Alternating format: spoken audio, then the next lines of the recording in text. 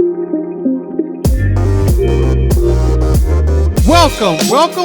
to the basketball. Let's start that over. You're good. I love.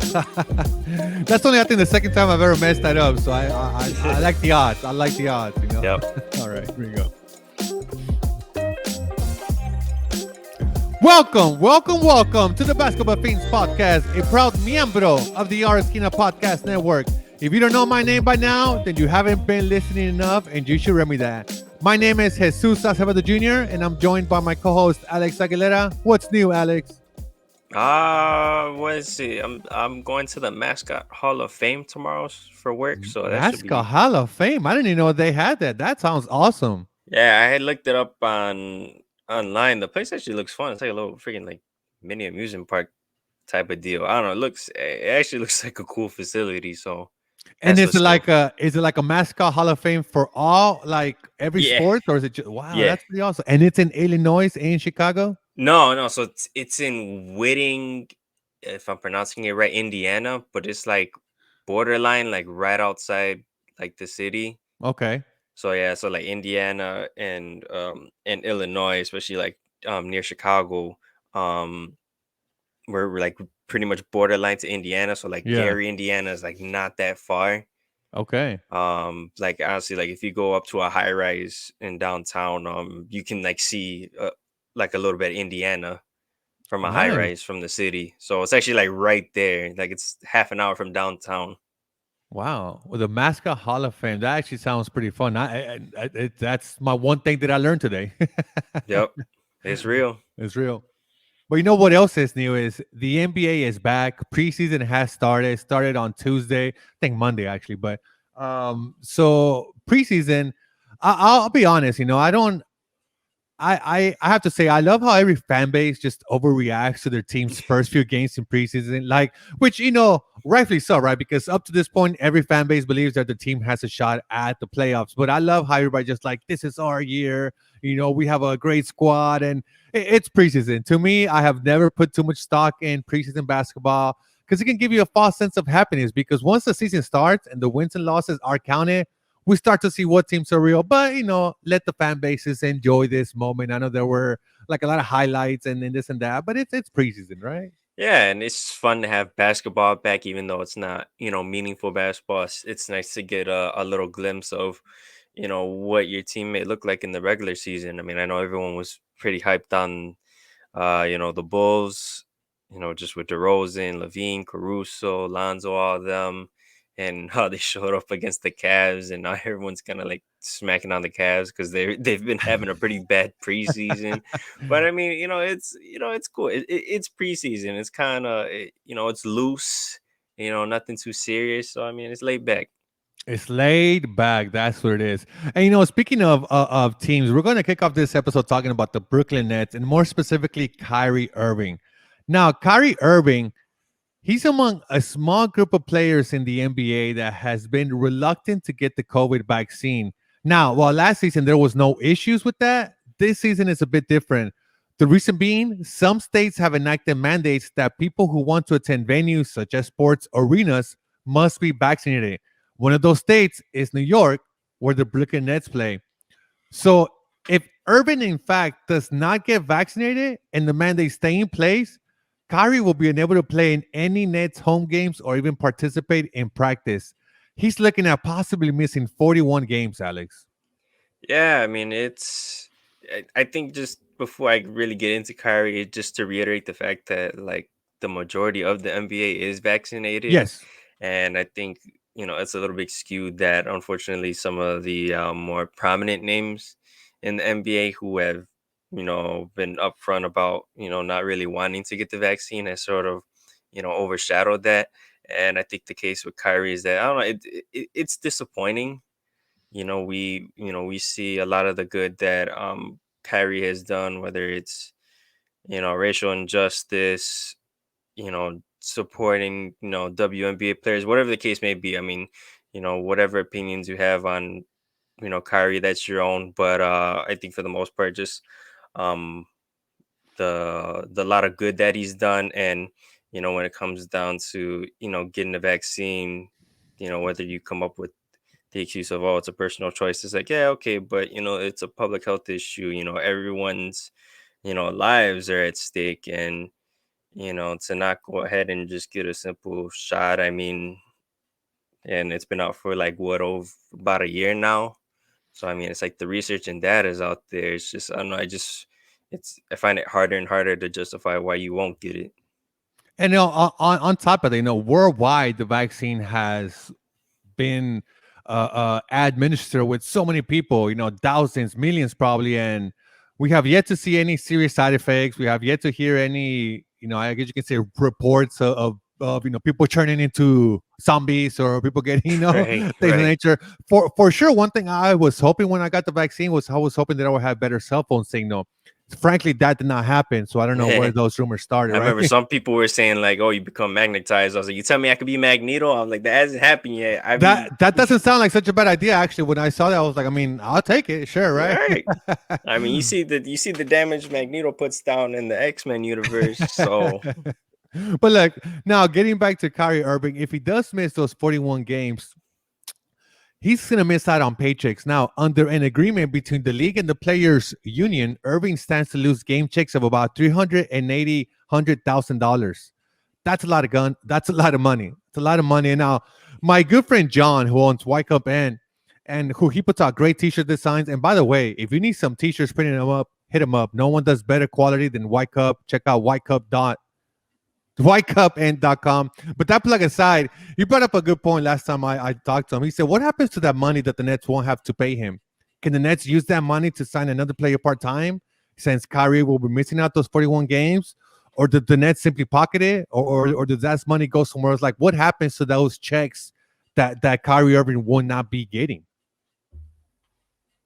oh, you're That's asking me? that was just a rhetorical Oh, question, but yeah, oh, just okay, yeah. I was just like, but it stands to reason. Like, what would happen to that money, right? Because that money was supposed to go to Kyrie Irving, so now right, where would it go, right? Because the right, team would just pocket it, right? right. Yeah, I mean, it puts the Nets in a, I guess, peculiar spot. But I mean, still, I mean, they got KD, they got James Harden, Blake Griffin, LaMarcus Aldridge is supposed to come back. I mean, they got a squad out there. It's just unfortunate that who knows if Kyrie does end up getting vaccinated. I mean, I don't know. That remains to be seen. But I think the Nets, just from a pure basketball standpoint, I think they'll be fine. They definitely will be fine, and I think you hit it up. You brought up the two names, Kevin Durant and James Harden.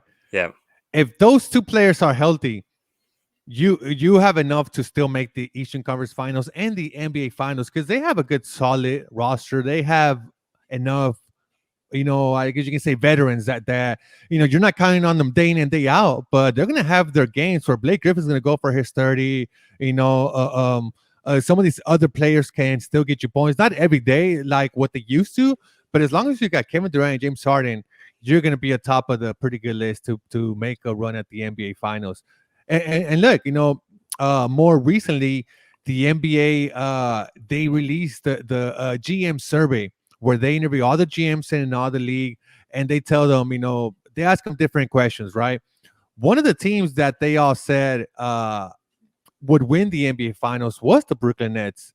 They got 72% of votes picked them as this year's NBA champs. Now, granted, they probably picked them thinking Kyrie will play most of the games.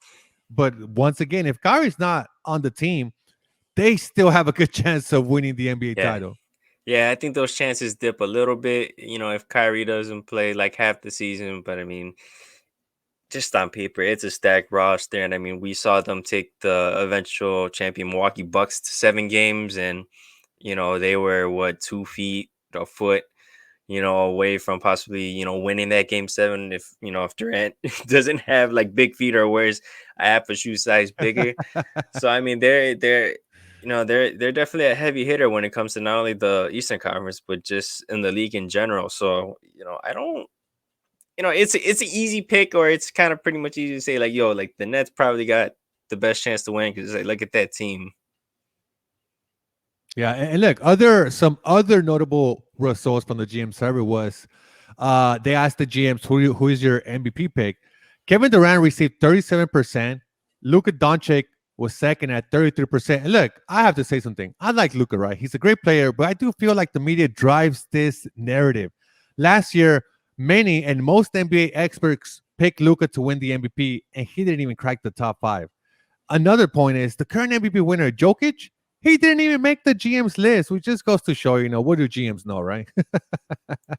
Yeah, that's kind of odd.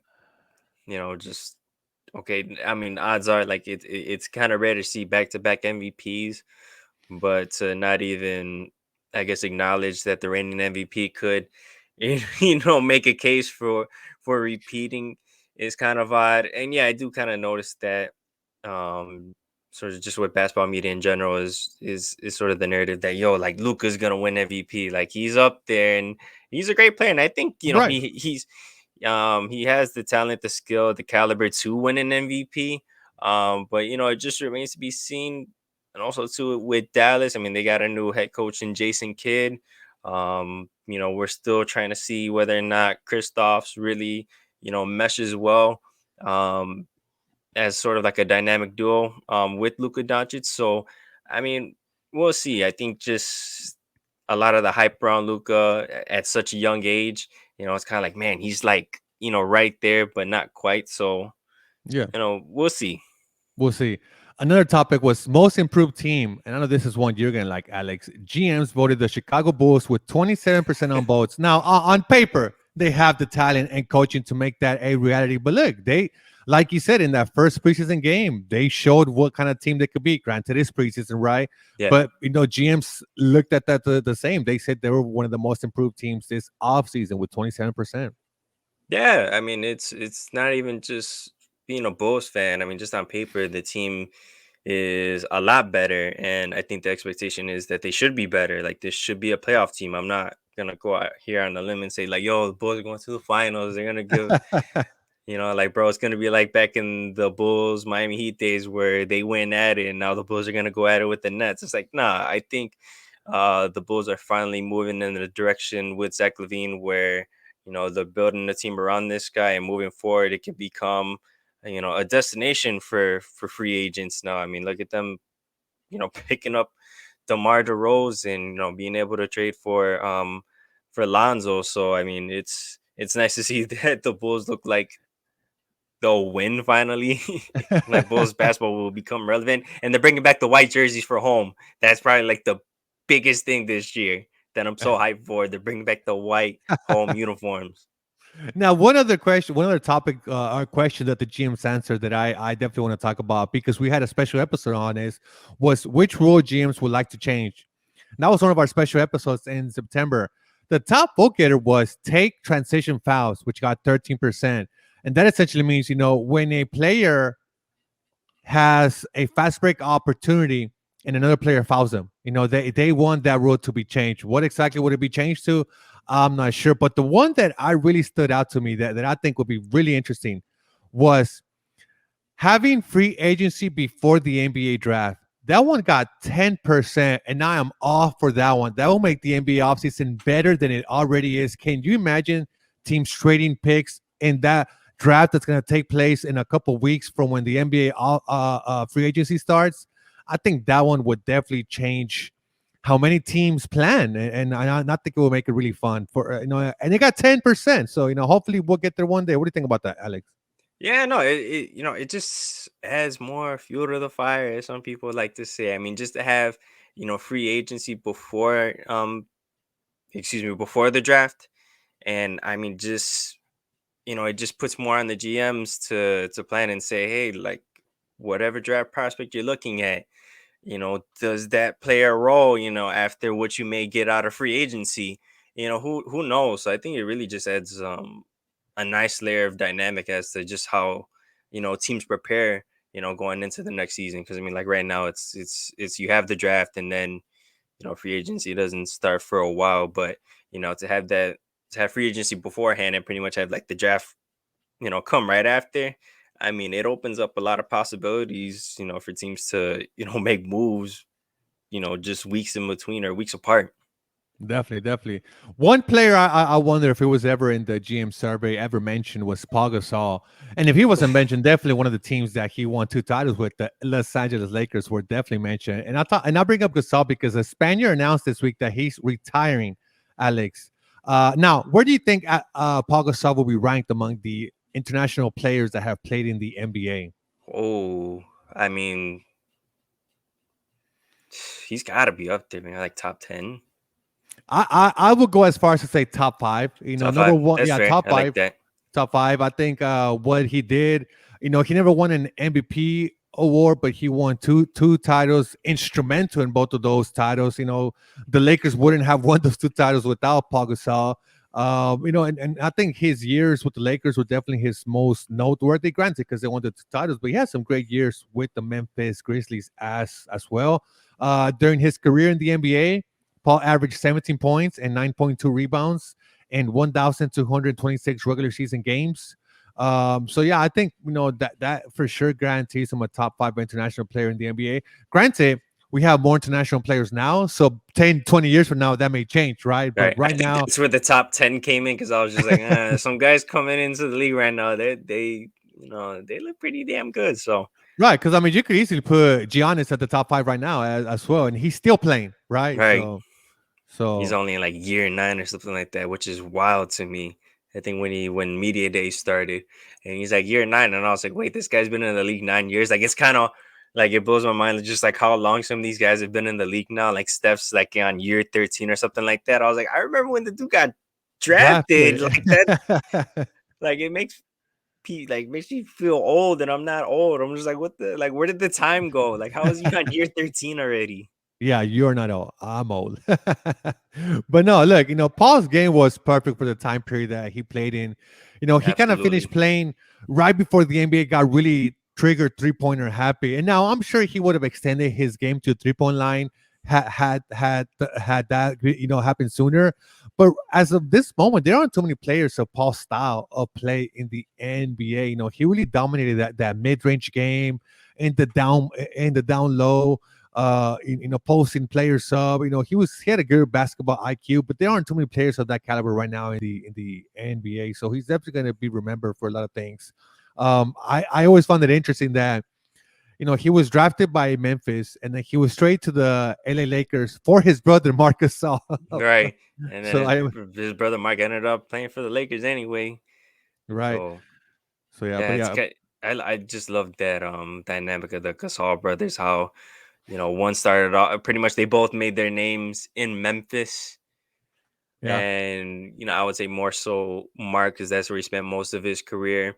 And whereas with Paul, I mean, he kind of like established himself in Memphis, and then I think when he went to the Lakers and obviously won those rings, I mean that's where he became more of a household name, and I think people really saw just I don't know, sort of like just the soft touch that he had to his game, just from a fundamental standpoint, like you mentioned before, just his game down low in the post and that mid range jumper, which I always loved. Like it looked, I don't know, it looked smooth but kind of like awkward at the same time, like just because he's a big man. right. Like I feel like no matter how good of a big man shoots, it's always gonna look kind of odd, but he just had a nice shot, and like you said, his game was perfect for the time that he was in the league.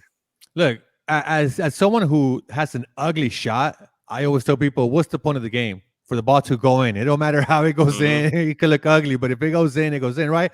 Granted, you would like to have a nice looking shot like a Ray Allen, a Steph Curry, But look, at the end of the day, what's the point of the game? For the shot to go in. So That's true. Sean Marion had like one of the come on ugliest, now. weirdest shots, and hey, bro, it went in. And that's all that matters. It went in. We should definitely make an episode. That'll be another special episode. Who had the ugliest shot but was so consistent with it? Man, who had the ugliest but like best shot in the Right? league? Oh my god. Definitely. But no, Pau Gasol, he's loved in LA. The Los Angeles Lakers will retire his jersey, meaning no one will ever be able to use the Lakers number 16. And I think it's well deserved. Bring it back to the point I say. The Lakers definitely don't win those two titles. Kobe doesn't win those two extra titles without Pau Gasol. And they had to earn them too. They had to go up against Boston. Those 2 years they beat them once. They lost against them once. But yeah, it was Pau Gasol. I think he's gonna be remembered as a great international player. As of now, I put him top five, but 10 years down the road, he maybe drops down to top 10. Because for me, still the greatest international player is Hakeem Olajuwon, and then is for me second is Dirk. And then I don't know who else is in my top five. Paul, obviously, but I don't know if he's third or not. Right, yeah. That's a good top two though. I like that top two. I think that's top two. It's gonna be very hard for somebody to overtake Hakeem, but Giannis is definitely making a strong case. Yeah, we'll Only see. because he's still playing. Right, He already he's has still playing. two MVPs and one title. So yeah, He getting there, man. He's catching up on your boy Hakeem though, but not yeah, Hakeem. Hey, he was a dream. yeah.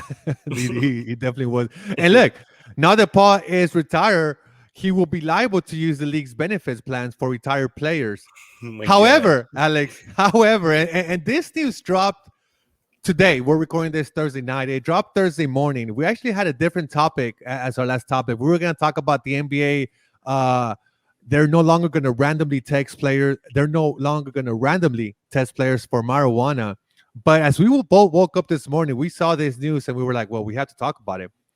So the league's benefit plan is about $3.9 million short, and that's because a group of retired NBA players defrauded the NBA's Players' Health and Welfare Benefit Plan by submitting fake reimbursement claims for medical and dental services they never had. Now, as I said, this report dropped Thursday morning on NBCNewYork.com, a report by Jonathan Dienst, Tom Winter, Courtney Copenhagen, and John Chandler. Now, here's a little bit more of the story before we discuss.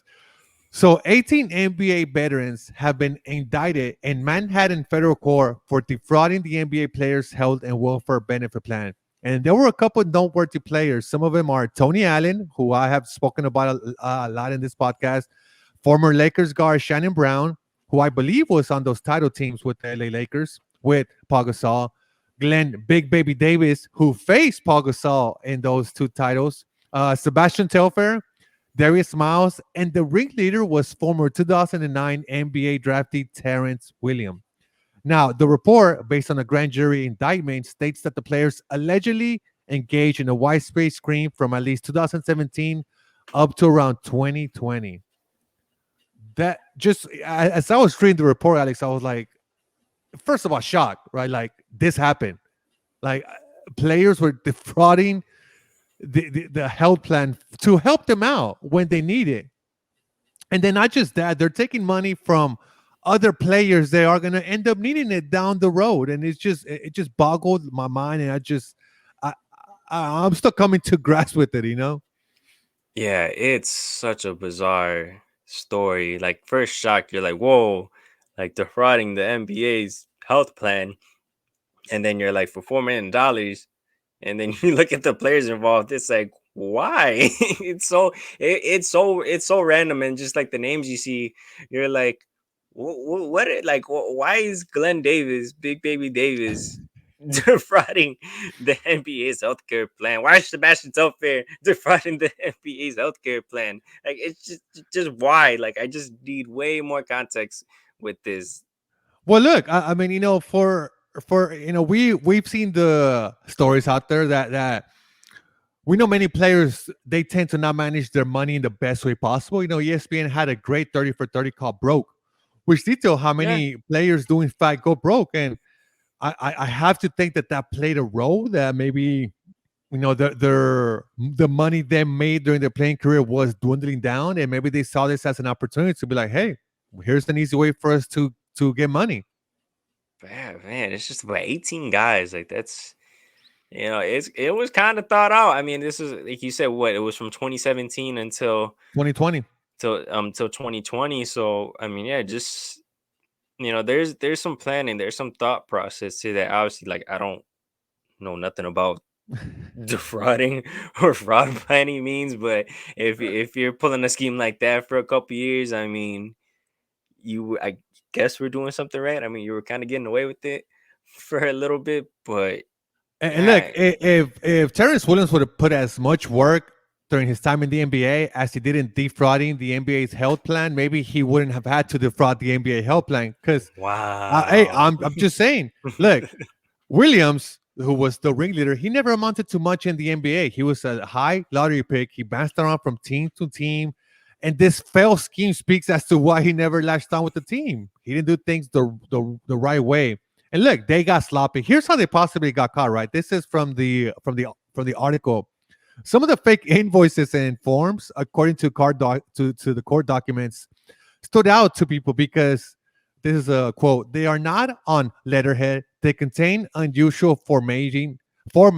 They have grammatical errors, and they were sent on the same date from different offices." Another reason: one player filed paperwork in a Beverly Hills dental office for a root canal, when in fact, that same time he was playing basketball in Taiwan. At that same time, so I mean, while you say that, yeah, it was thought out. You have Oh to man. once you see once you read the report, it's like these guys just did not really think it through. Like All right, I I'm, take it back. That was not thought through. I see why they got caught now. I'm telling you, uh, and when you look at the list of players, most of them, none of them were stars, right? I guess the biggest star among that list that you would say is maybe what Glenn Big Baby Davis, and that's yeah, just him because he or had Tony Allen. I mean, him or as Tony Allen.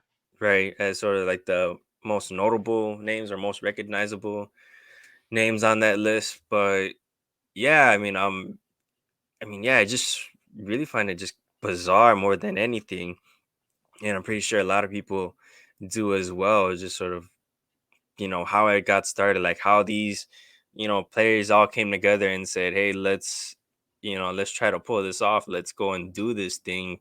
Because I mean, Tony Allen, Glenn Davis, Shannon Brown, Sebastian Telfair, like those are names that I do not think of together in a group, let alone defraudment or whatever the term is called. So I mean, yeah, I honestly don't know what to make of it. Just as like it's so freaking bizarre. Some other players, one you know very well, Eddie Robinson, who played with the Chicago Bulls. Yeah, Yeah, man, Eddie Robinson. Wow. so it's just players that never really did much aside for Glenn Baby Davis and Tony Allen. I'm going through the list again. Darius Miles, he was a third draft pick by the Clippers in 2000, and he didn't do much.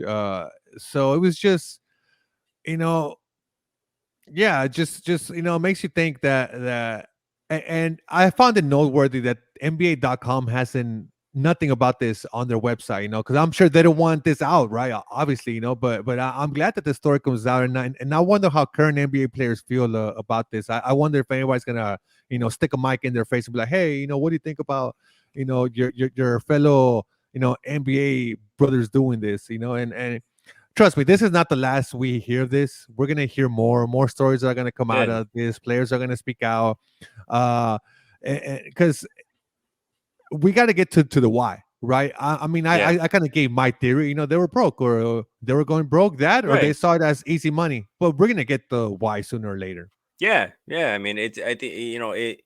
We don't know the why, so now it's up for interpretation as to the the damn why. Like, what the hell went on? What was the reason that these players decided, hey, let's go through with this. Whether it was they all looked at each other and were like, yo, we're kind of scrapping for cash. Here's a nice quick way to maybe get away with this with some easy money, or they just said, hey, they saw an opportunity and they're like, yeah, we could probably get away with this. Let's just try it out. And I mean, they got caught, but yeah, I think you bring up an interesting point about how how players may view this situation.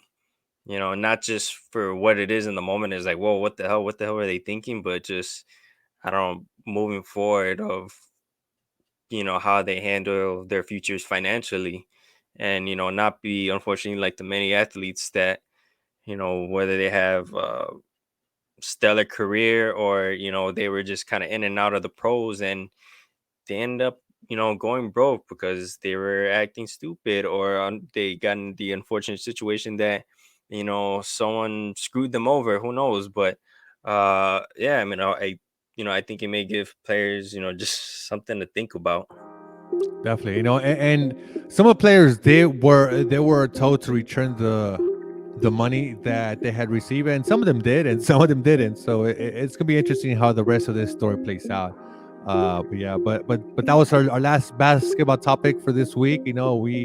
We had some special episodes last month, but starting this week, we're gonna get back to our weekly keeping up to date with the NBA. Who knows? Maybe next week I think we'll do our predictions episode because the NBA season starts October. Let me look at my October 19th, the NBA season starts. Yeah. So next week we'll have our predictions. Maybe we'll do another hot take.